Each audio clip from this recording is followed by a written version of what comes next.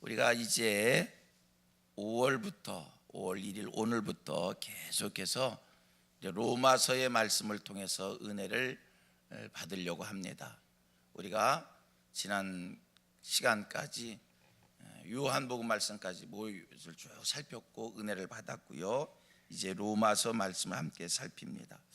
로마서는 우리 신구약 성경 66권 중에 뭐라고 얘기할까요?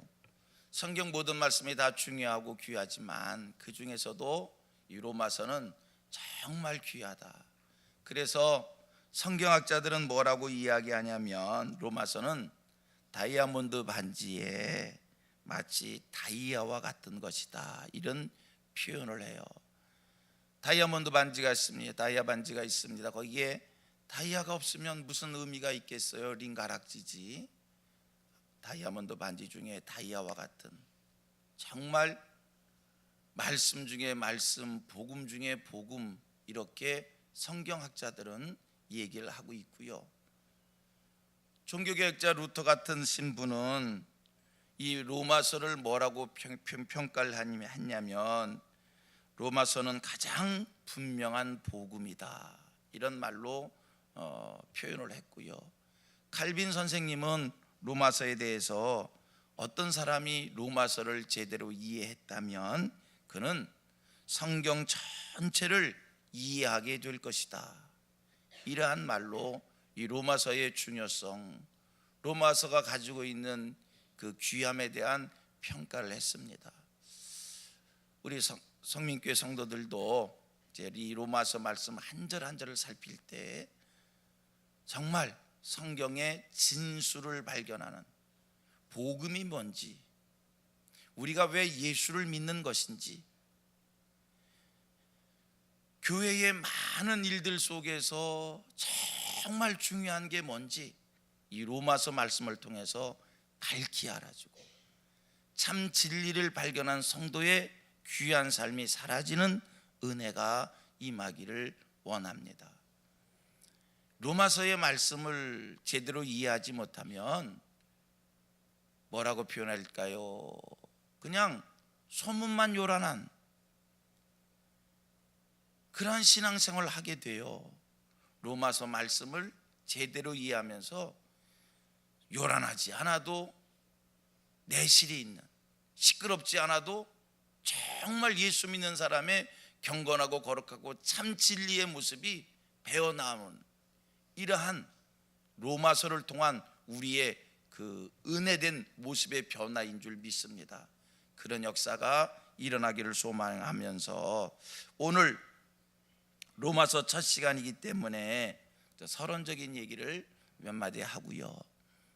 로마서는 뭐 우리가 잘 알다시피 누가 기록했지요? 사도 바울이 기록한 서신입니다. 사도 바울은 참 대단해요. 신약 성경이 27권 책인데 이 27권의 책 중에서 자그마치 13권을 사도 바울이 기록을 했습니다. 그렇기 때문에 기독교의 기본적 교리를 가장 체계적으로 설명한 사람이 사도 바울인 거예요. 예수님이 말씀을 가르치셨어요. 예수님이 복음을 전하셨어요. 그것을 체계적으로 정리한 사람이 사도 바울인 거예요. 만약 사도 바울이 없었다고 한다면 기독교의 복음이 어떻게 정리되어졌을까? 초기 기독교 역사 속에 얼마나 시끄러움이 있었겠어요. 여러분, 기독교는요 유대교의 배경 속에서 기독교가 뿌리를 내린 거거든요. 그러니까 유대교와 기독교에 얼마나 이 충돌이 있었겠습니까? 율법과 복음과의 관계, 이걸 누군가가 정리를 해야 될 거 아니에요. 구약과 신약과의 관계 누군가가 정리를 해야지. 이거 정리하지 못하면요 유대교, 기독교, 율법, 신약, 구약, 신약, 율법과 복음 이거 혼재해가지고요 우리의 신앙이 정말 이상한 신앙, 기독교 정말 이상한 기독교, 아무리 예수님이 오셔서 복음을 전하셨다 하더라도 많은 혼란스러움이 있었을 거예요. 그 모든 것을 다 다스리고 그 모든 것을 평정시키고 그 모든 것을 체계화시킨 그 인물이 바로 사도 바울인 거예요. 자, 사도 바울이 본서를 기록했다고 하고요. 몇 년도에 바울이 이 로마서를 기록했는가? 57년, 58년경에 사도 바울이 로마서를 고린도에서 예루살렘에 가기 직전에 이 로마서를 기록했다고 합니다. 사도 바울의 3차 전도 여행 때거든요. 고린도에서 로마서를 갈 때에 이 로마서를 고린도에서 예루살렘에 갈 때에 로마서를 기록하고 예루살렘을 간 거고요. 바울이 13권의 서신서를 기록했는데 로마서는 좀 기록 배경이 독특해요. 여러분들이 잘 알다시피 사도 바울은 순회 전도자였어요.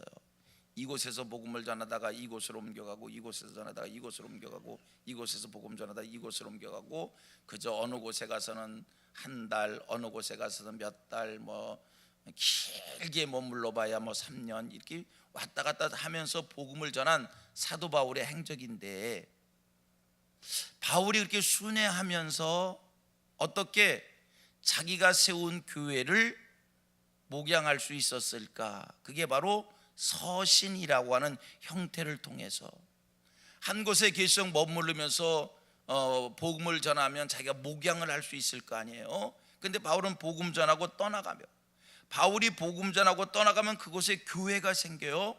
자, 예를 들어서 바울이 에베소에서 복음을 전하다가 고린도에서 복음을 전하다가 에베소로 옮겨왔어요. 그러면 에베소에 머물러 있는 동안에 고린도 교회의 여러 가지의 이상한 소리를 듣게 되어 교회가 시끄러졌다, 교회에 이런 문제 생겼다, 저런 문제 생겼다라고 하면 바울이 에베소에서 고린도 교회에다가 편지를 쓰는 거예요. 그러한 건 이런 거고 너희들 이렇게 해서 이렇게 해라. 그러므로 인해서 바울이 여러 성경들을 기록한 거예요. 자, 바울이 감옥에 갇혀져 있었어요. 근데 에베소 교회의 여러 문제들을 듣게 되어져요. 그러면 바울이 감옥에 갇혀서 에베소 교회 문제를 해결하기 위하여 또 글을 쓰게 되어져요. 그러면 그게 에베소서가 되어진 거예요. 바울이 복음 전하고 떠나면 복음 전한 그곳에서 저쪽 얘기를, 복음 전한 교회의 얘기를 듣게 되면 그곳에 대해 문제 해결을 위해서 글을 쓰면서 이렇게 서신을 쓰게 되어진 건데, 그게 성경이 된 건데, 로마서는 좀 독특한 배경이 있습니다. 무슨 배경이냐면 로마는 바울이 가보지 않은 교회입니다. 지역입니다. 바울이 그곳에 교회를 먼저 세우지 않았습니다. 그런데 그곳에 편지를 먼저 써서 보냅니다. 왜 이런 일이 생기게 됐냐면, 제가 좀 전에 무슨 얘기했어요? 다른 모든 교회들은, 다른 서신들은 자기가 복음 전했던 교회들을 여기서 기록해서 그 교회 문제를 해결하기 위해서 서신을 보냈다고 그랬어요. 그런데 로마서는 그런 배경이 아닌 거예요. 로마서는 그런 배경이 아닌 거예요. 가보지 않은, 자기가 세우지 않은 교회를 향해서 편지를 쓴 거예요. 왜 이런 배경 속에서 로마서를 기록하게 됐는가? 바울은요, 복음을 접한 순간, 복음을 받아들인 순간 마음에 불타는 소원이 생겼어요. 할 수만 있으면 로마에 가서 복음을 전하고 싶은 간절한 마음의 소원이 그에게 생기게 된 거예요. 왜? 로마 제국 속의 로마는 심장부와도 같잖아요. 그래서 바울은 그곳을 방문하고 싶고 그곳에 복음 전하고 싶은 이 간절한 마음이 늘 살아 있었어요. 그런데 고린도에서, 아까 얘기했잖아요, 로마서는 고린도에서 예루살렘에 갈 때에 가기 전에 기록한 서신이라고. 바울이 고린도에서 예루살렘을 향해 가게 됐어요. 그런데 바울이 고린도에서 예루살렘을 갈 때에 그 예루살렘에 가게 되면 자기가 겪을 일들에 대해서 그림이 그려졌어요. 내가 이제 예루살렘에 가면 많은 고난을 겪게 될 거구나. 심지어 어떤 생각을 하기까지 하면 내가 예루살렘에 가면 거기서 죽을는지도 알 수 없다, 거기서 순교를 당할는지도 알 수 없다, 이런 생각을 바울이 하게 된 거예요. 자, 바울의 마음의 소원이 뭐라고요? 로마에 가서 복음 전하고 싶은 것이 그의 간절한 마음의 소원인데, 이제 예루살렘에 들어가게 되면 붙잡힐 수도 있고 고난받을 수도 있고 거기서 죽임을 당할 수도 있다, 이런 생각을 하게 된 거예요. 그러므로 바울은 로마에 가고 싶었던 그가 로마에 갈 수 없으니, 로마에 가서 복음 전하고 싶었던 그가 로마 가서 복음 전할 수 없게 되어지니 이제 글로다, 로마를 향하여 자기가 전하고 싶은 복음을 글로라도 전해야겠다, 이런 마음을 가지고 자기가 전하고 싶은, 지금까지 전했던 기독교의 모든 복음의 진리를 자기가 가지고 있는 모든 사상과 믿음과 신학적 배경 속에서 가장 체계적으로, 조직적으로, 종합적으로 표현하여 로마서를 기록한 거예요. 그래서 로마서는 기독교 복음의 진수라고 얘기를 하는 거예요. 다른 여러 서신들은 자기가서 복음 전하고 그리고 이후에 생긴 문제를 해결하기 위해서 글로 다 설명을 해준 서신서라고 얘기한다면, 로마서는 내가 가서 복음을 전해야 되는데 가서 복음을 전할 수 없으니 말로다 글로다 자기가 전하고 싶은 그 기독교의 복음을 최선을 다해서 마치 자기가 가서 전하는 것처럼 그런 심정을 가지고 뜨겁게 간절한 마음으로 표현한 것이 로마서인 거예요. 여러분, 하나님이 하시는 일은 놀랍습니다. 같이 고백합니다. 하나님이 하시는 일은 놀랍다. 바울의 보세요. 참 그 당시는 몰라도요, 지나놓고 보면 다 감사한 거예요. 또 고백합니다. 지나고 보면 다 감사한 일이다. 보세요. 잘 보세요. 바울이 로마에 가고 싶은 마음이 생겼어요. 누가 그 마음 주신 거예요? 하나님이 주신 거예요. 로마에 복음 전하고 싶은 마음을 누가 주셨어요? 하나님이 주셨어요. 그런데 그가 로마에 갈 수도 없다는 환경의 제약을 받아요. 이것도 하나님이 하신 거예요. 로마에 가고 싶었던 그가, 로마에 복음 전하고 싶었던 그가 로마에 갈 수 없는 상황에 이르자 이제 어떻게 해야 돼요? 자기가 가지고 있는 모든 지식, 신학 총동원하여 글로다 기독교의 복음을 표현한 거예요. 그래서 로마서가 만들어진 거예요. 여러분, 그렇게 로마서가 만들어지지 않았다고 한다면 누가 기독교의 복음을 체계화하고 기독교의 복음을 이렇게 글로 표현했겠어요? 기독교의 복음을 체계화하고 기독교의 복음을 글로 표현했기에 오늘 그리고 앞으로도 예수님 오실 때까지 성경을 통해서 기독교의 복음을 우리가 접할 수 있는 것이지, 그렇지 않습니까? 하나님이 하신 놀라운 일들을 발견하게 되기를 바랍니다. 오늘 세상을 살면서 마음의 소원이 여러분들에게 있어요. 그런데 상황이 내 소원대로 이루어지지 않는 상황이에요. 그것도 지나고 나면 감사의 조건이 될 줄로 믿습니다. 하나님이 하시는 일들은 모든 것이 다 신비해요. 하나님이 하시는 일들은 모든 것들 속에 하나님의 섭리가 있어요. 아니, 바울이 그토록 소원한 로마에 가서 복음 전하고 싶었으면 가서 전할 수 있도록 길을 열어주시지, 왜 하나님께서 그의 길을 막으셔서 글로다 전도를 하게 했을까? 오늘 우리에게 이러한 유익함을 주시기 위한 과거와 현재와 미래를 하시는 하나님의 일하심인 줄로 믿습니다. 또 고백합니다. 지나고 나면 다 감사한 일입니다. 할렐루야. 받아들이세요. 이게 신앙이요. 지금은 내 생각대로 되지 않고 깝깝하지만 여러분, 3년 지나가 보면 그게 감사의 조건인 것을 알게 돼요. 뭘 3년씩 1년만 지나가 봐도, 아니 한 달만 지나가 봐도 그게 감사한 것을 금방 깨달아 알게 될 줄로 믿습니다. 오늘 본문의 사도 바울은 이렇게 표현합니다. 뭐라고 표현해요? 예수 그리스도의 종 바울은 자기를 예수 그리스도의 종이다. 바울은요, 로마 시민권을 가지고 있는 사람입니다. 그래서 종의 삶이 얼마나 비참한 것인지를 누구보다 잘 알고 있는 사람입니다. 로마 시대에 3분의 1이 종이었다는 거 아닙니까? 종들은요, 자유가 없어요. 종들은 매여서 사는 사람들이에요.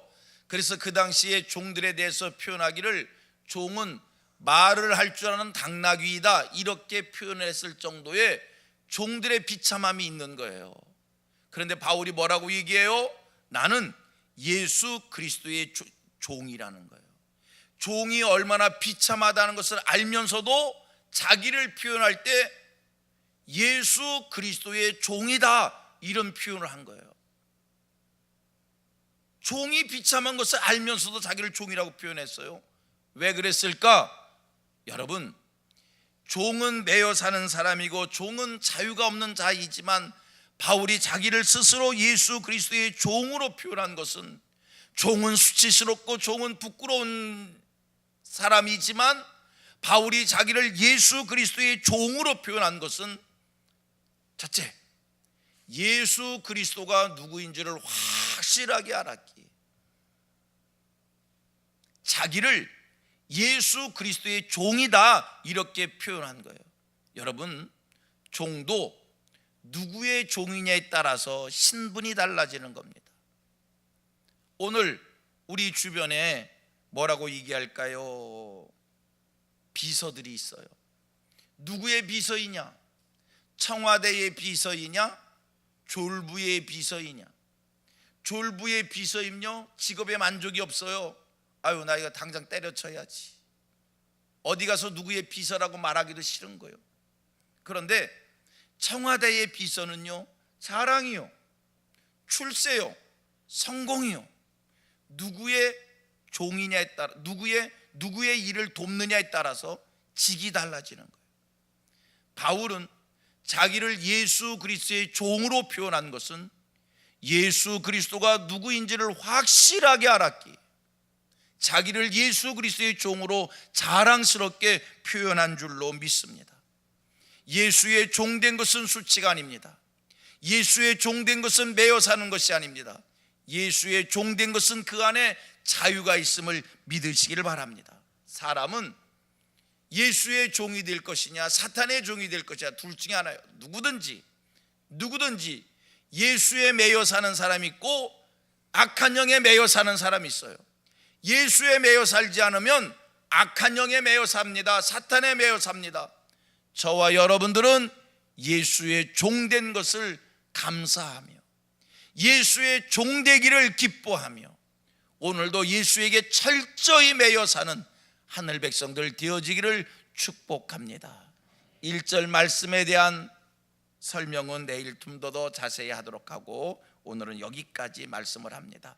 이 한 달도 예수의 종되어 예수에 매여 예수와 함께 사는 하늘 백성들 되어지기를 주님의 이름으로 축복합니다. 우리 이 시간 말씀 생각하면서 다시 한번 합심해서 기도하고 오늘은 성찬식을 할 겁니다. 그리고 성찬 예식하도록 합니다. 하나님, 이 땅에 살아가는 동안 세속에 매이지 않고 악한 영에 매이지 않고 예수에 매여 살 수 있는, 예수의 종되어 살 수 있는, 예수 앞에 나를 완전히 맡길 수 있는 하늘 백성 되게 해 주옵소서.